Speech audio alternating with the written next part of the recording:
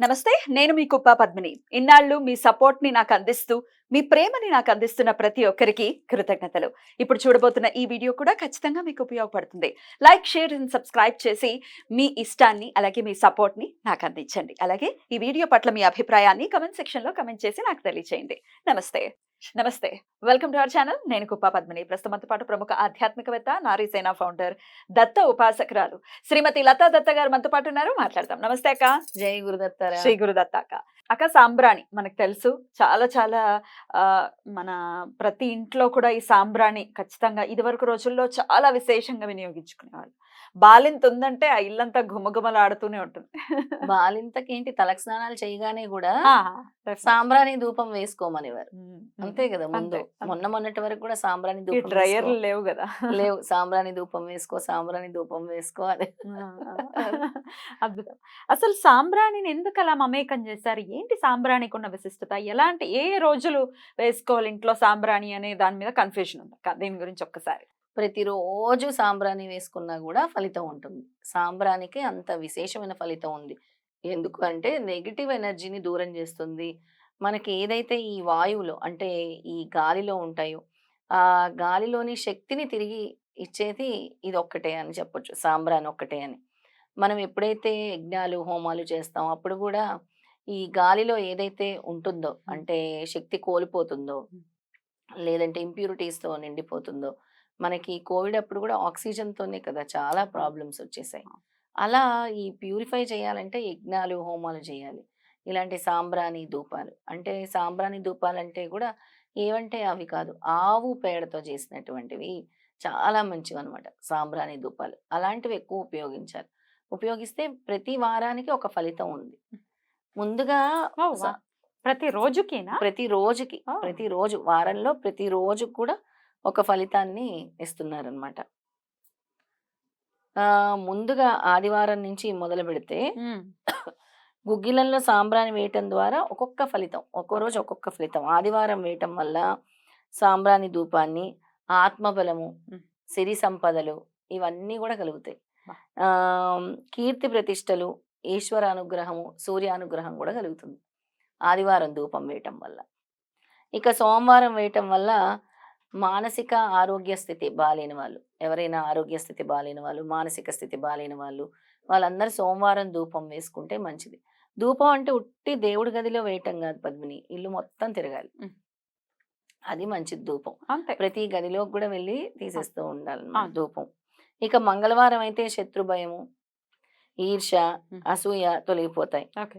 ఆహ్, కంటి దృష్టిలో కూడా బావుంటుందనమాట. కంటి దృష్టికి గూడా బావుంటుంది మంగళవారం మంగళవారం. వేస్తే. ఓకే. అలాగే అప్పుల బాధ గూడా తొలుగుతుంది మంగళవారం వేస్తే. అబ్బా! ఇదే గావాలక్క. అప్పులతో అందరూ సతమతం అవుతూ ఉన్నారు. అప్పుల బాధ తొలగేది మంగళవారం. ప్రతి మంగళవారం సాయంత్రం వేసుకోండి ధూపం. హ్మ్. అమ్మవారికి పూజించండి. అలాగే కుమారస్వామి అనుగ్రహం గూడా కలుగుతుంది ఆ రోజు ధూపం వేస్తే. అమ్మవారికి, కుమారస్వామికి. హ్మ్. అలాగే మనకి కుజబలం హ్మ్. ఇది వీక్‌గా ఉన్న వాళ్ళు కూడా ఈ విధంగా కుజుడికి పూజిస్తారంటే సుబ్రహ్మణ్య స్వామికి పూజిస్తారు గదా! మంగళవారాలు ధూపాలేస్తే మంచిదనమాట. హ్మ్. అలా బుధవారము ఇతరులు చేసే కుట్రల నుంచి తప్పించుకోవచ్చు. ఓహ్! ఓకే.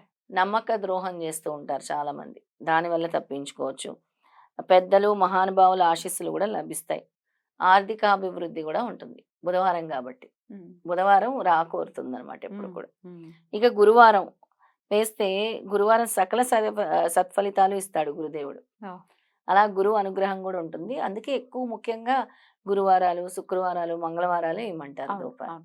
అయితే సంపూర్ణమైన ఫలితాన్ని గురువారం వేస్తే అన్ని రకాల ఫలితాలను కూడా గురువారం ఇస్తుంది సాంబ్రాణి ధూపం. ఇక శుక్రవారం అయితే లక్ష్మీ కటాక్షం చేకూరుతుంది. అమ్మవారి అనుగ్రహం కలుగుతుంది. అన్నింటా శుభం జరుగుతుంది.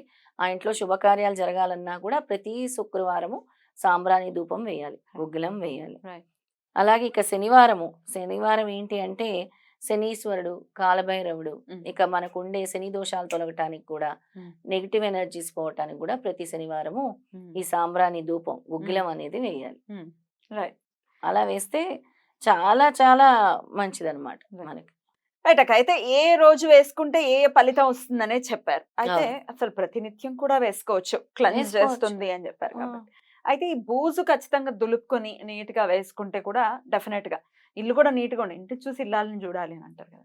పైనంతా బూజులుండి నువ్వు సాంబ్రాణి వేసేస్తే అయ్యే పని కాదు కదా. అస్సలు కాదు. Right. ఇల్లు శుభ్రం ఉండాలి. ఎక్కడ కూడా దుమ్ము, ధూళి లేకుండా. ముఖ్యంగా నువ్వు ఎక్కడైతే దైవారాధన చేస్తున్నావో అక్కడ శుభ్రంగా ఉండేలా అవును. చూసుకోవాలి. అవును. ఇక మాకు ఇన్ని చేస్తున్నా కూడా మాకు పోవట్లేదు. ఇవన్నీ కూడా సమస్యలు పోవట్లేదు అనే వాళ్ళకి ఒక 2 రెమెడీస్ నేను చెప్తాను. హ్మ్. ప్రతి శనివారం ఏం చేస్తారు అనంటే కర్పూర హారతి ఇస్తాం కదా! అలాగా ఒక మట్టి ప్రమిదలో కర్పూరం వేసుకోండి. అందులో లవంగాలు వేయండి. హ్మ్.